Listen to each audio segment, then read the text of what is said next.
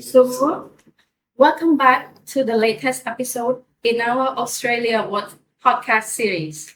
My name is Arun Ramphang, your host for today. In today's episode, we are going to explore the essential role of equity pathway program in building pipeline and also assist applicants to apply for the Australia Award Scholarship. Joining us today, we have two of our proud alumni, and the first one is Chanti, who obtained Master of Education in Digital Learning from Monash University in 2025, and also Long. He obtained a master degree in geography from the University of Melbourne, also in 2025. Welcome, both of you. Thank you. It's a pleasure to be here. Welcome. So, let's begin our session for today. Can you tell us briefly about your background, a brief introduction about your name, where you're from, and also like when did you start your equity pathway program? Maybe Chanti first. So, hello everyone. My name is Wayne Janti, or you can call me Janti. I am originally from Battambang province, and I joined the EPP program, the Equity Pathway program, since in 2022. Thank you. How about Long? Hello everyone. My name is Long Lam. You can call me Long. I am from Sydney province, and I joined the Equity Pathway program from September 2021 to 2022. Thank you, Long. So now let us go back to the beginning a little bit. I want to know when did you first dream of studying abroad, and what sparked that dream? Maybe we can start from Chanti. Well, studying abroad was like a fairy tale to me personally. I would say that, and I first started to realize these dreams in 2006. That when I first started my English studying, and then my motivation continuously grew when I attended an English course with my foreign teachers. I remember that time they come to Cambodia to spread about Christianity, and I observed and figured out that their practice in learning and ways of living are far different from ours, and I wanted to experience it. Like I was even more inspired when I recognized that we are different from them in terms of speaking, behaving, and socializing. And since then, time has tested this dream, but it has never taken it away from me actually. And even when I completed my first master degree in Cambodia, I still held this dream and never let it go. And upon these realizations, I felt this world was full of curiosity, honestly. And then the desire to be exposed to different cultures and lifestyles and livings abroad and has fully grown in my mindset. And it brought me a strong hope that I could step into a different world with my own effort. In this regard, I want a scholarship to study abroad because the the education is a passport, and only education can bring me to the international living or maybe international educational standard. So, in short, studying abroad or getting a scholarship to studying abroad was to test myself, to explore the new world that I have never been or experienced before. Thank you, Jacqueline. So, in short, your interest in studying abroad started with the English lesson that you took back in 2006. This dream was also deepened by your exposure to a foreign teacher. And also, this interest has persisted throughout your study. And it is also driven by your curiosity about different culture and way of life. Is that correct? Yeah. Okay. Thank you. How about Long? What sparked your dreams of studying abroad? I would say the dream for me is just That's the what living in my mind a long time ago. Like there's no water and there are no timeline limitation. But I know clearly that I want it actually. So it is like I'm not really sure like the idea of like when and how I can achieve it, but I know if I try hard enough I can get it. And this all my background when I did my bachelor degree around 2012 to 2016 without realizing how strong it was. And after securing a job with the local government, and I have worked there for a few years. And after that 2 years, I feel like, you know, I need to get out of my comfort zone and to, do like myself. And I somehow believe that staying in your comfort zone, it might be feel comfortable, but it might not help you grow. So I try to push myself a little bit further. And then during that time, I realized that the only way that I can, get out of my comfort zone, maybe I apply for a scholarship. So in 2019, when I realized that the job is not my cup of tea, so that I decided to apply for the scholarship. And then I look back on myself, so like, but what do I miss? And I look back, I would say one of the weaknesses that I found in myself is English language. So and then I took English class very seriously, more than like 2 years to achieve just 1.5 to achieve just 1.5 and I believe this is not only is about me, but it's also about most of the Cambodian students. But this is what we need the most. And then after I achieved like 5.5 IELTS score, I was able to apply for the Australian work for the first time. And despite so many flaws, like working in the province, knowing no one in my circle or connection who achieved the scholarship, as well with the limited English language capacities. Okay, thank you, Long. So, in short, you nurture a long-held dream of studying abroad. You studied English while working full-time job. You try hard in order to reach the required score of 5.5. And eventually, you apply for the Australia Award Scholarship despite the fact that there was limited resource and networks, right? And that's how you made your dream come true. So, okay, interesting. Yeah, thank you. So, next question. I know you both have a dream, a concrete dream, but along the way, do you think there was any barrier that made you doubt and feel like your dreams at that time was out of reach? And can you tell us what is that?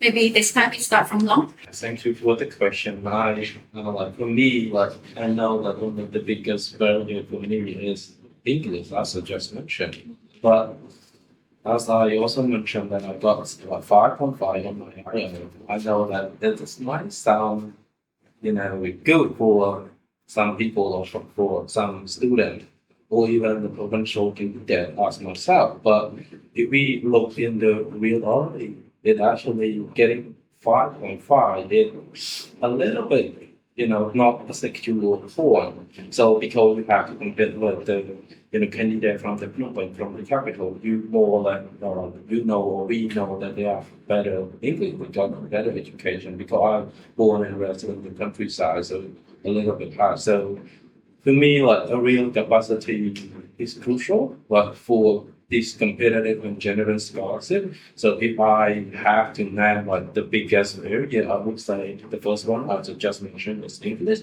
The other one is the lack of advice on how to achieve like the dream. And without the guideline from those who experience or won the scholarship, it was tough as myself as a future leader. But to understand what are the criteria, but how to write an outstanding personal statement, as well as how to make your application stand out in summer, how to make you stand out compared with the provincial candidate as well as with the capital candidates. How about you, Jinky? Was it similar to you? Is there any barrier that almost prevent you from reaching your dream? Yeah, when give me a little bit of time to recall it. Yeah, I think I got the friend from Google. I remember one of the biggest barrier was my background itself. You already know that I am a provincial candidate, so um, those barriers, including financial constraints, language proficiency, and also the limited access to reliable information about scholarships. And last but not least, it's about myself and lack of confidence that I always thought that someone like me could compete at an international level. So these barriers, because it obtained from my inner thought that I was originally a daughter of a farmer, and I am the fourth generation in my family, the only woman or girl in the family who pursued the highest degree amongst my sisters and brother and other relatives. So those kind of inner thoughts always keep shouting at me in my mind, and I always got a fear of applying or getting a scholarship because I only noted that myself as a provincial candidate, and provincial candidate would have the same sense as me and what I feel, I believe. So those are the biggest barriers to me. Okay, thank you, Janti. I know you both participated in equity pathway program. So I want to know a little bit. How did you both first find out about the EPP, equity pathway program, in the first place? Janti? Interesting question. So I learned about equity pathway program first through social media, Facebook, of course, and then my educational networks. I remember first time that I exposed to EPP through Facebook is about the Ocean Award scholarship in Cambodia Facebook page and posted about EPP, and then through my educational training, I was exposed to various people who knew about EPP, and they introduced me, and they told me that the EPP will have or assist me in. It's like a pathway to applying for Australian Award scholarship. So that what also motivated me to join because the EPP having a strong focus on theory and language preparations, and also a structured pathway to an Australian Award scholarship. Yes, so those things are what I've learned. What about you?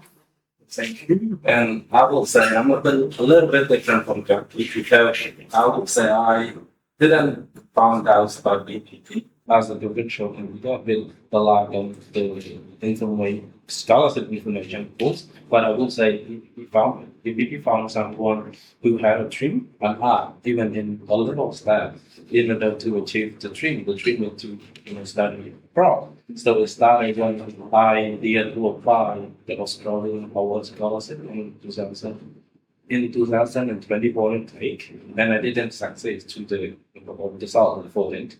So it was sad actually. But I know my weakness, for example, is like because the scholarship itself is very competitive, and I don't know a lot about how to apply the scholarship and lack of connection, lack of the guiding or thereby fundamentals. So I was invited, a little bit different from Genti. I didn't know about it, and then I was invited to join the EPP program in 2021.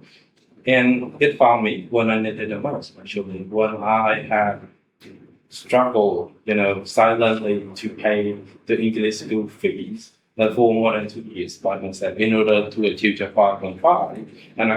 It found me because I know what I want. Okay, and I was confident enough that I can achieve with the opportunity we're given, and I am always grateful for the opportunity that the EPP have. That sounds amazing. So now I want to know more about the benefits that EPP program provides to both of you.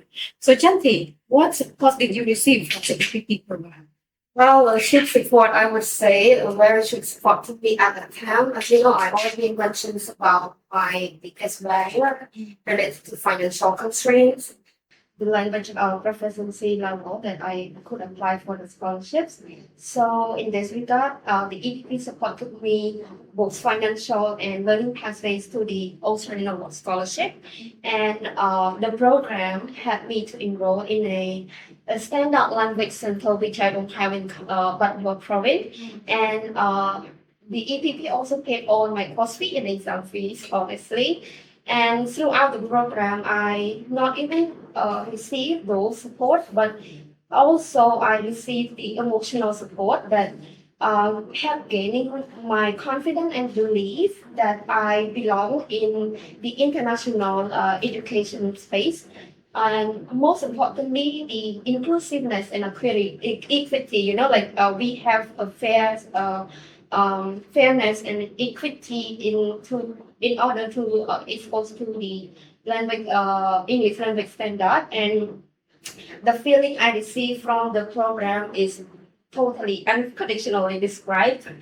It is so special and privileged that I got that I got to enroll in the standard language training along with my application preparation at that time, and those are totally completely offered by the Equity Academy program. Thank you, Nancy. And then back to Long. I thought you said that EPP found you when you needed it the most. So can you tell us a little bit what kind of support did you receive? I would say one of the things is the financials. It's not like giving me money, but support like over English tuition because I was struggling. As I told you, working as for the government in the local government a little bit like struggling because I'm not only paying for the school fee. I also have to support my life, to support my family. So the EPP program cover my English tuition fee and pay my internet fees for the online classes and provide accommodation and transportation allowance. But when I attended in-person courses, nothing. And that support made me realize that my first attempt to apply Australian award wasn't wasted. On contradictory, it actually encouraged me, like motivated me and helping me to believe that I am strong enough. I am one of this, strong candidate from the province. So that actually, and I believe that I deserve that during that time. When, as I said, I always grateful for the opportunity that EPP program had me during that time because the time that I need the most in my life. Okay, so in short, for both of you, EPP offer financial support, internet allowance, transportation and accommodation allowance throughout your whole study. And at the same time, through those things, it helps you to remove your barrier to engage into the program fully, and at the same time also boost your confidence and motivation to study. Right? Okay. All right. Thank you very much. Although EPP program provide a lot of support and reduce many barriers for many of our learners or participants. Sometimes participants who are living in the province experience a lot of travels to come to study and so on and so forth, which can create another challenge for them. It can be very exhausting. So I want to know about your individual experience. Can you describe your journey traveling from province to the city? Like how long did it take? And also who you travel with? And were there any difficulty that you experienced along the way? This time, Long first. Thank you for the question. Luckily, I live and work in Secret Province, as I mentioned, and it was a school for basics. So that I didn't have to travel to Phnom Penh that far. So I just have to wake up at 5 a.m. like 3 times a week in order to attend the class from 7 to 8 at the school. But along that, but I also had to travel about like 30 minutes from my home to the school. So, but sometime after finish class, I have to be a little bit quick because I also have to go to work, like full-time work. So But sometime I took like the evening class. So after I finish like my work, I have to just travel to the school around that 2 years. A little bit. I mean, it's a little bit not comfortable because I found that during that time I don't have kind of a lot of time to enjoy myself, enjoy my time with my family, you know.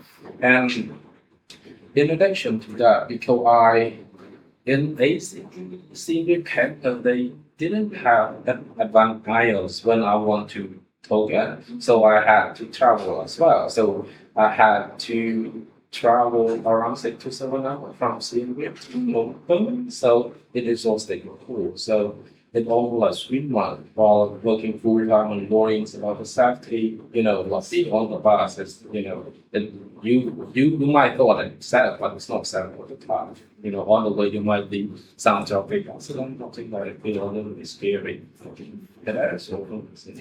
Okay, so at that time you live in Siem. So that means the class was nearby. But you had to balance between early morning class and then also 30 minutes commute, and also you had to rush back to work. Is that correct? Yes, correct. Yes, and the last, which was the advanced class, there was no advanced class in Siem Reap at all. So you had to travel 6 or 7 hours on a night bus to come to Phnom Penh. We create another challenge, which is the it was very exhausting and also caused you about the safety concern, right?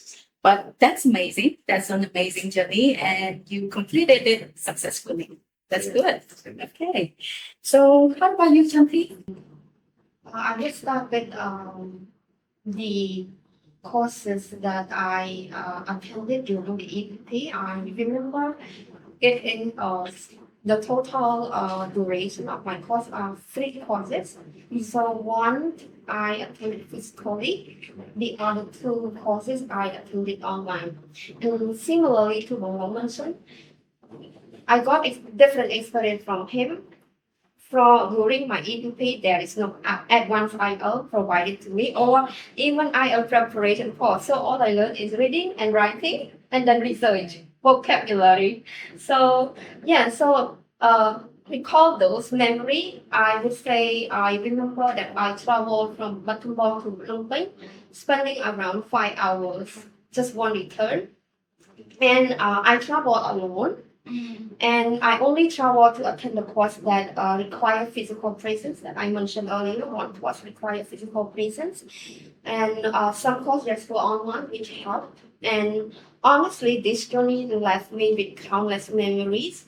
Feeling scared of sleeping alone at a new place, the hotels, where I frequently or regularly change location a lot, booking accommodation and bus ticket, like planning an itinerary, and spending totally 10 hours weekly for 3 months in a row.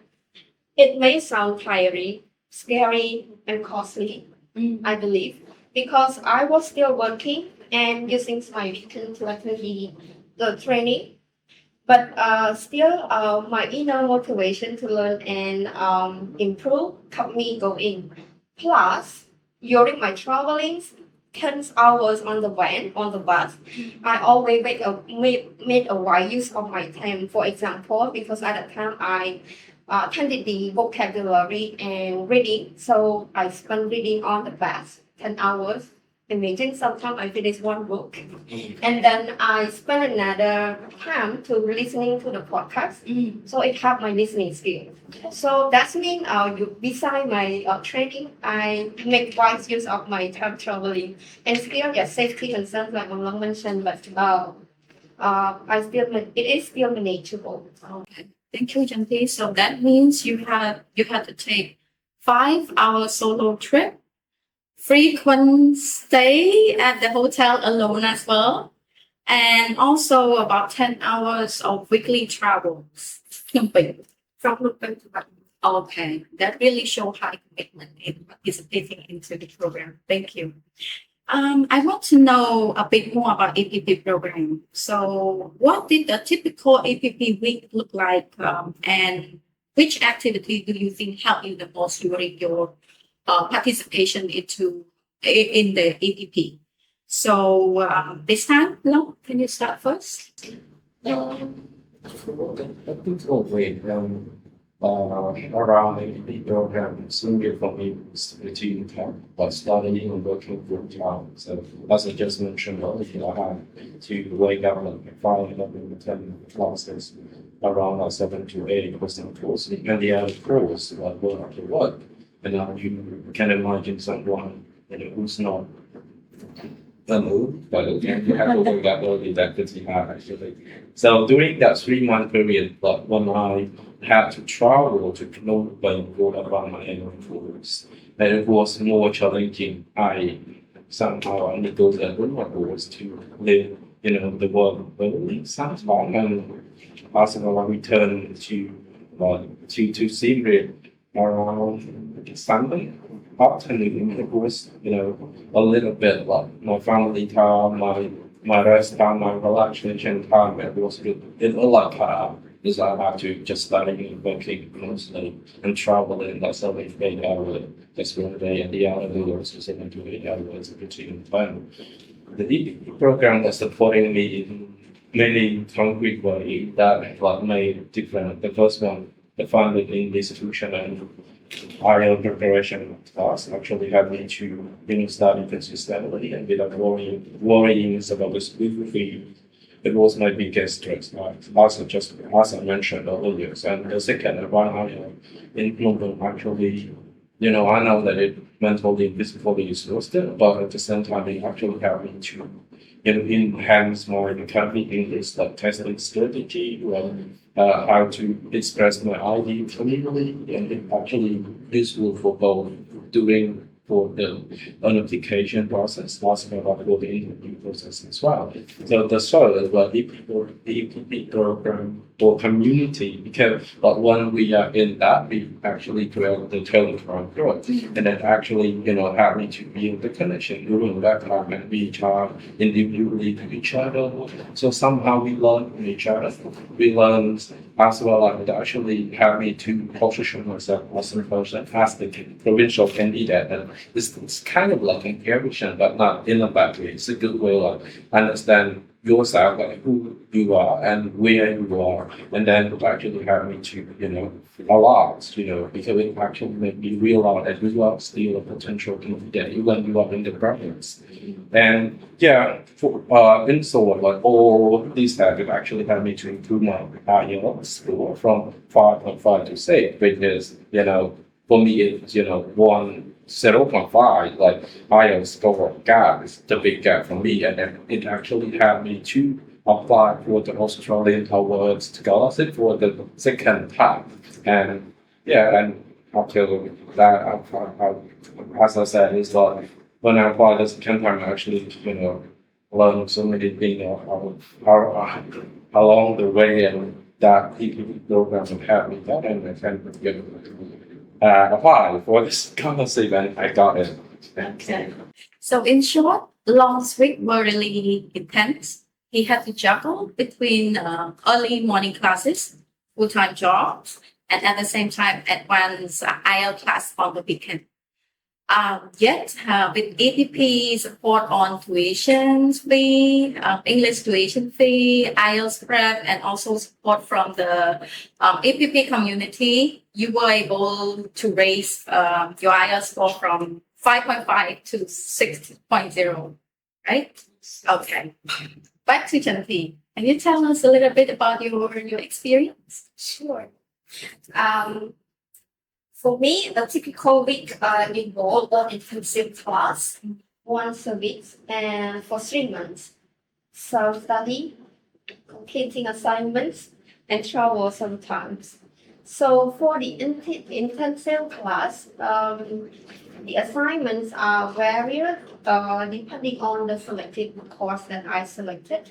And from what I remember, related to reading and vocabulary, I frequently had to complete the assigned task from the teachers from the course before the class started.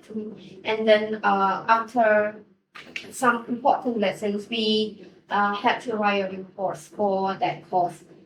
However, for writing skill, I did a classroom writing and once writing report at the end of the course. And personally, related to my academic experience, I struggle with sentence structures, but through regular teachers' feedback and classroom practice, my writing became clearer and clearer and more precise. And the most helpful theories were skills practice sessions, classroom discussions with teachers and classmates. So these skills directly prepared and boosted my confidence in sharing ideas and also the preparations for the IEL exam for applying to the Australian Award Scholarship as well. In short, those intensive classroom activities in turn have boosted my confidence and skill for the IEL exam preparations. That's also sound really intense. And from what I heard, it involved a lot of practices, but those practices was able to help you to complete it successfully. Yeah.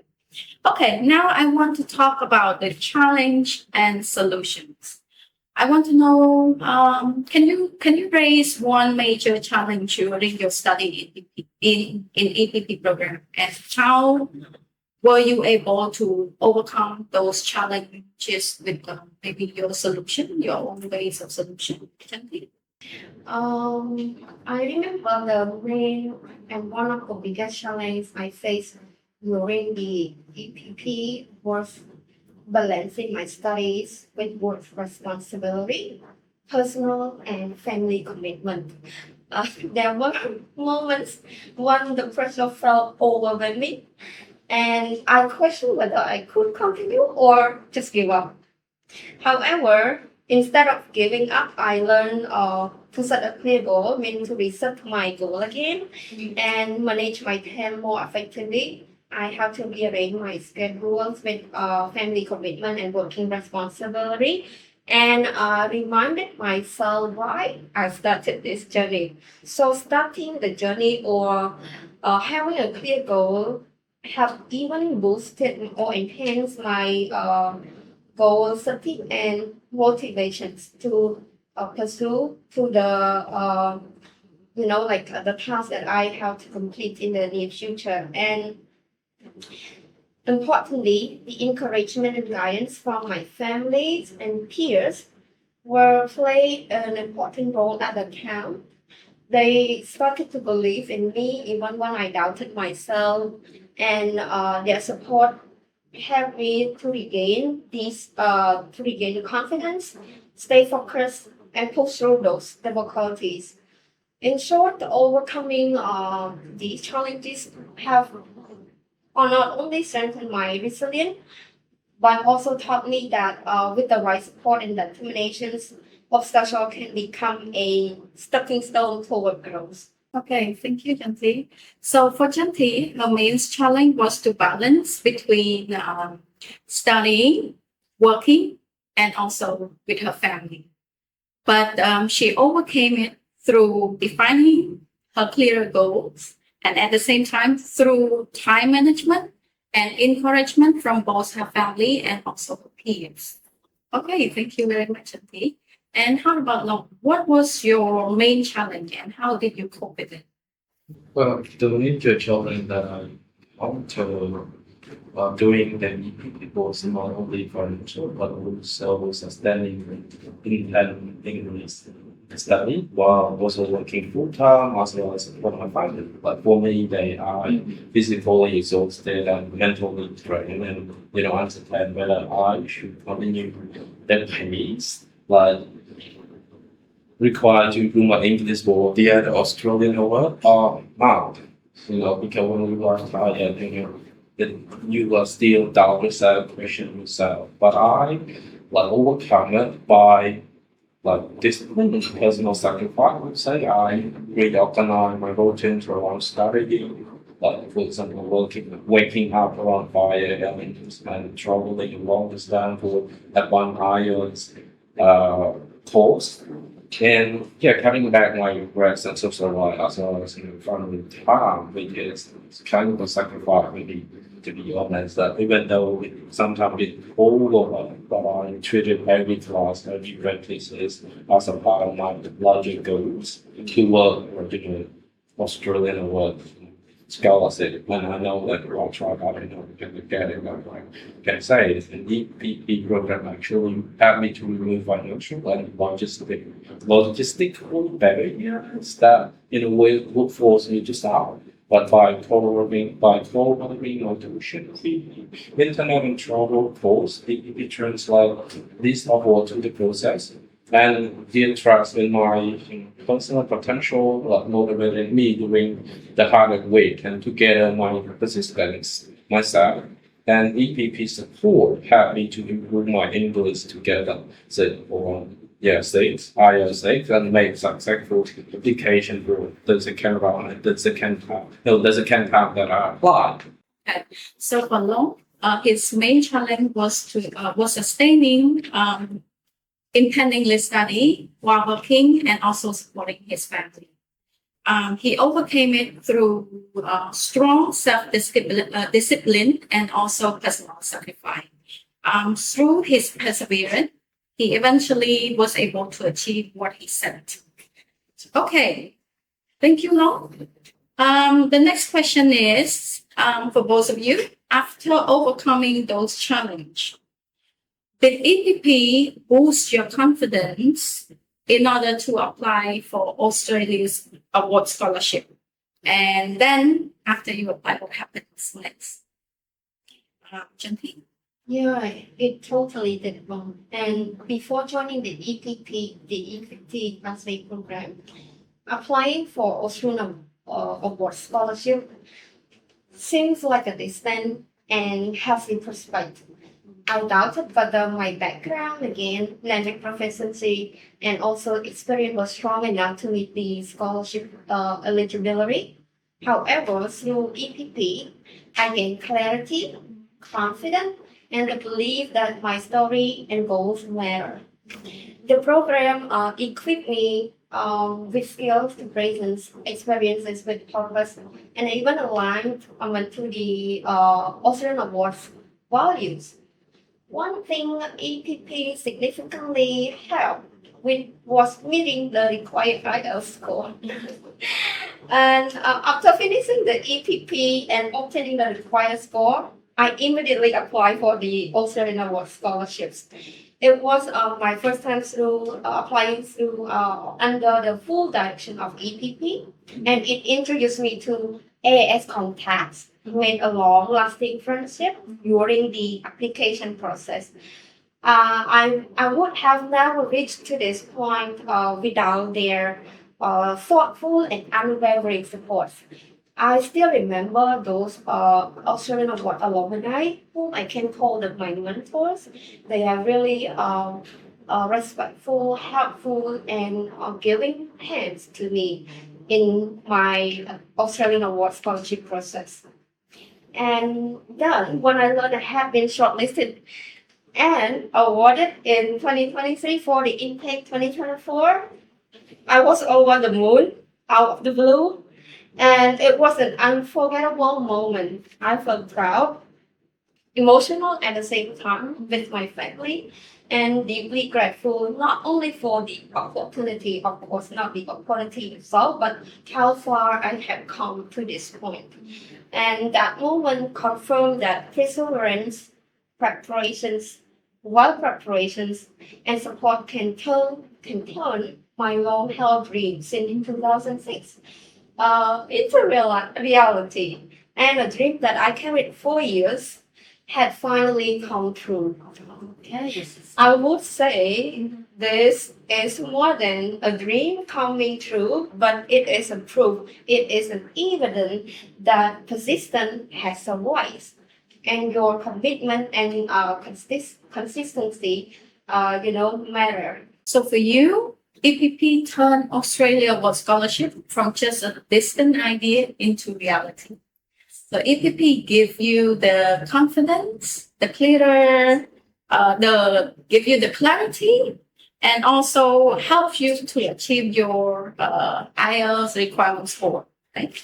And in addition to that, EPP also provide you with networks and also mentoring support. And eventually, you were able to secure a place for Australia World Scholarship in 2023. All right, that's great. How about Long? How did your journey with EPP affects your confidence and also affects your Australia World Scholarship?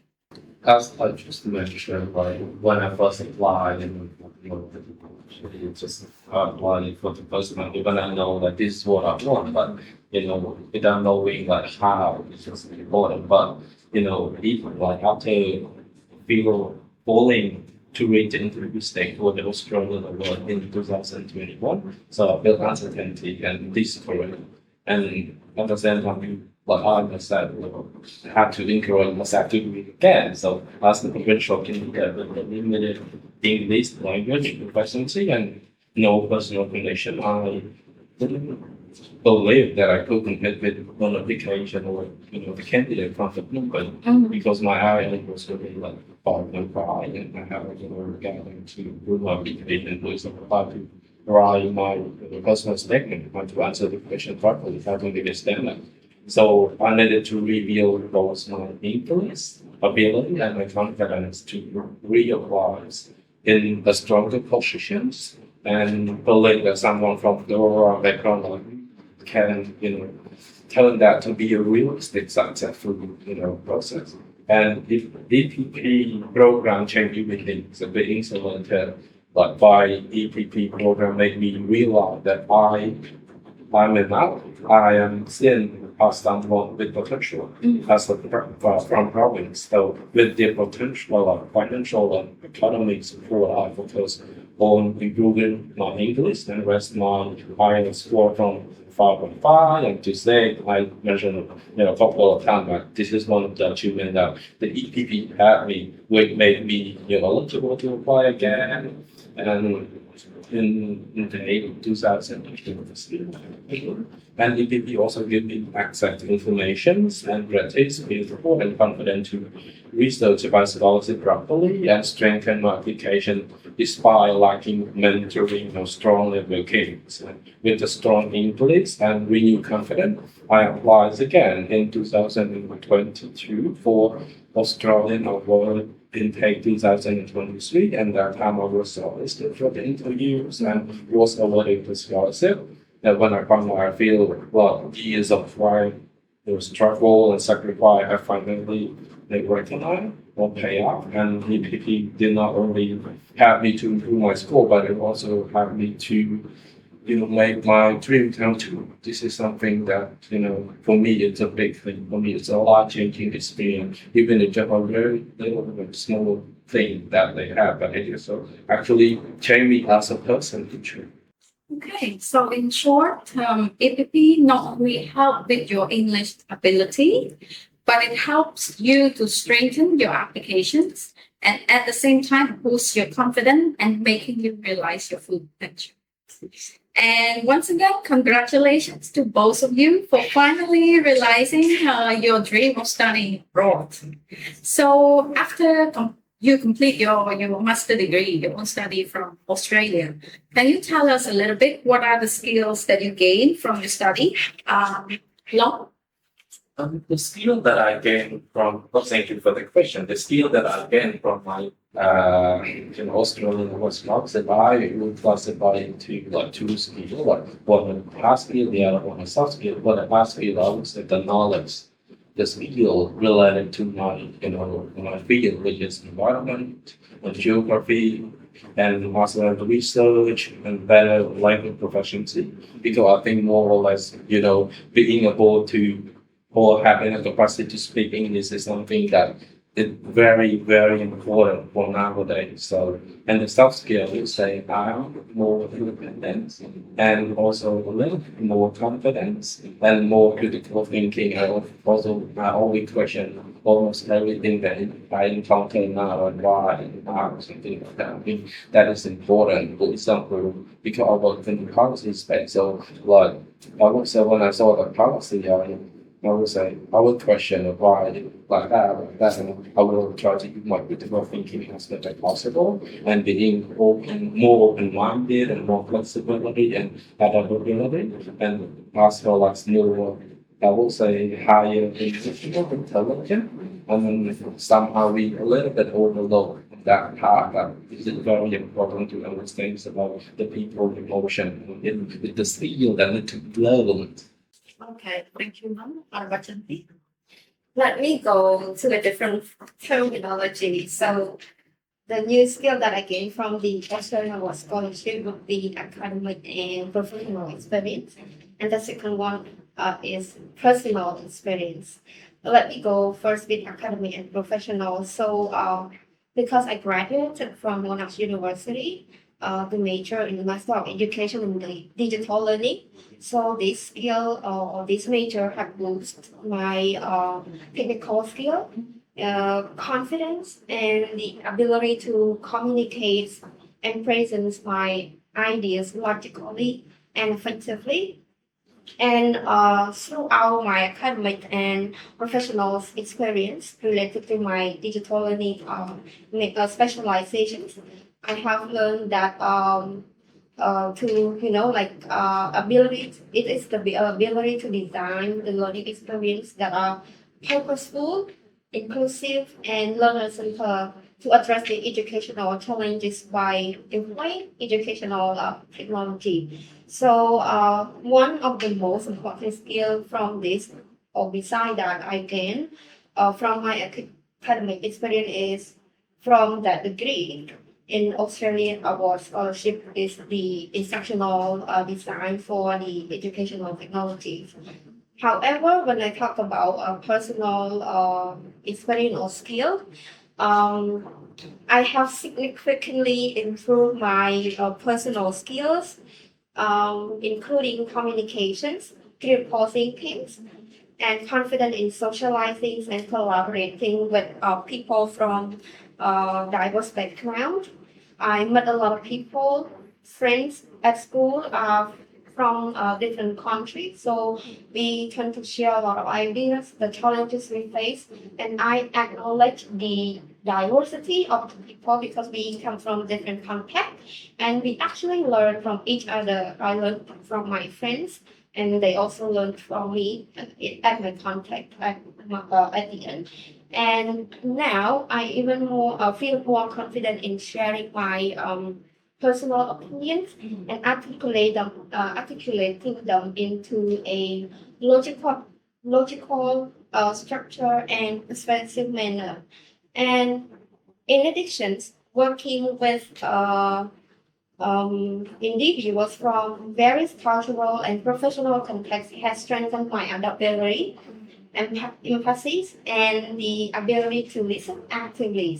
So these experiences in return have not only enhanced my interpersonal skills, but also deepened my understanding of teamwork, leadership, and cross-cultural communications. All right. Seems like you both have gained a lot personally, academically, and also professionally after you study from Australia. Talking about change, this is going to be a long question and also an interesting question. Building on your hard skills and soft skills, I want to know how has your life changed so far upon your return, and how have your friends and family react so far, and also what is your next plan after your completion of study? Jampi? Thank you so much both for the questions. The EPP and my Australian Award Scholarship were a big turning point in my life, for sure. And they shaped how I see myself, personally. For example, they empower me to see myself not only as an international student or teachers or a teacher mentor, but as a future change agent ready to lead and sustain a positive transformation in education sector, maybe through media or technology, working in partnership with school or educational organizations and community initiatives that support a accessible learning and flexible learning. I really love and keen into it. And on the one hand, when I talk about my family, I saw them and I saw them and acknowledge that my family now sees me with real pride and uh, like a confidence. On the other hand, my friends have noticed these transformations, and their encouragement motivates me even more. Even in a circle of friends, they now see me in a different persons, and we have a better friendship, and they tend to understand about who I am more and more from day to days. And honestly, before the program and the road, the pathway to the Australian Award Scholarship, I often questioned whether my dream was realistic. But now I approach my future with confidence and clarity. It proves me that I am turning myself into a new person, but the same me I should be, not another person or another stranger, but in another version and big version of myself. And it shows me that when you dream about it, you are capable of it. And today, I am actively planning my next academic steps with a strong sense of purpose, determined to use the opportunities I gained from the scholarship to give back to my community through collaborations and working with the community and the open pathway for others who once felt the same uncertainty I did. Frankly speaking, when it comes to this point, I always have one main goal that after I coming back or according my returning, I always keen on helping those people from marginalized and underprivileged groups, especially who want to change themselves in education because I was as a provincial candidate. And that's why I decided to work at the province so that I can have maybe sharing about my experience. And I believe that my voice matter, my voice is going to be heard and inspire to those who uh, in the marginalized or underprivileged group. Thank you very much, Auntie. What about you, Long? That being awarded an Australian award it actually changed a lot, I would say, because I mean it actually helped me to improve a lot of knowledge and skill, all of that it actually impacted my career. Like currently I work in the Department of Climate Change Ministry of Environment and being awarded and having an opportunity to learn the knowledge and skill from it actually have my work. For example, I normally assigned to do a lot of climate change related policy, and I use what I love there to do all of that and give them feedback, giving them some suggestion to look at it again, and I think all of that is very important. And apart from that, I am also a junior researcher, I would say, at one of the same kind of movement, and currently I'm conducting a research of how the tension impact on the adolescent plus attachment and the social relationship. Because all that I think as from the researcher perspective, I think concentrate on adolescent is very important, and having the research skill that I learned in Australia and applying Cambodia and trying to understand that very very important. And contribute the knowledge to environmental issues as a John mentioned, review the policy because I mean without someone who having a capacity or qualification to review all the policy, it might be tricky for us because we want to develop Cambodia, especially how we all know about the impact of the climate change. So it's a big thing when when we have the right person to develop the policy to actually have to develop our the society faster. So this is something that I contribute and I feel I am on the right track on my career. But from the family and friend community reaction as the first child in the family background and also the first generation school of getting a scholarship, Australian scholarship, it is the big thing. It actually one of the inspiration story to my family, to my community, to my young generation. Sometimes just being a role model. Sometimes you don't have to talk a lot. Just being, doing something that good for the society, being the role model and getting a scholarship. I think this is something that, I don't know, but what I think cannot be a role model for someone who have a passion, who, was born in the province and still, have a dream to study abroad. And I think this is something that I would say this is very, very, this is very, very important. And however, this pride doesn't change me as a person. It actually made me more humble and more open-minded and more flexible and more, more open. My next plan, I plan to work for a few years in the environmental sector and hope to contribute as much as possible to the country development as well as inspire the young generation. And I also plan to do more research related to the climate change. And in the next 5 years, I plan to pursue my education abroad. We come to the last question for the day. If you could go back, both of you could go back to your first day joining EPP program, what would be your one piece of advice to yourself? Maybe Chanti first. Okay, well, giving one piece of advice to myself. Let me recall to the first day attending or joining the EPP. I would give myself advice that trust the process, believe in your potentials, and never underestimate how far resilient and sport can take you. That I would give to myself if I could go back to the first day of AP in 2022. That's a great piece of advice. Thank you, Chanti. Arban, what would be your advice? My advice, I would say what I did is the right thing. What I mean by that is I will do the settings, like try to find out the issue and act it and separate the action into the small piece and then try to achieve that small thing. And that small thing can lead you to be bigger thing. And I would say as a potential yeah, I can do it.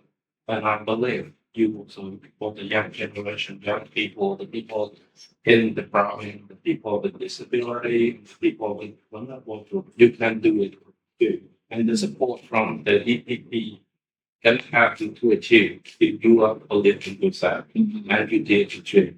It might get longer or shorter, it doesn't matter. The matter is the result of getting it. And I strongly believe that you get it, you're gonna change your life. Thank you, Long. That's very inspiring. So, thank you both so much for today. It has been a very insightful sharing, and we hope this episode really inspired our audience to really start thinking about both Equity Pathway Program, EPP, and also the Australian World Scholarship. And to everyone who joined us today, if you feel inspired, please don't forget to follow our social media, such as Facebook page or even our website, and then feel free to share this video to your friends. And also stay tuned for more updates from us. I'm Arun, your host for today, joining me with Long, our alumni, and also Japti. For now, until next time, stay curious and keep on learning. Thank you very much. Really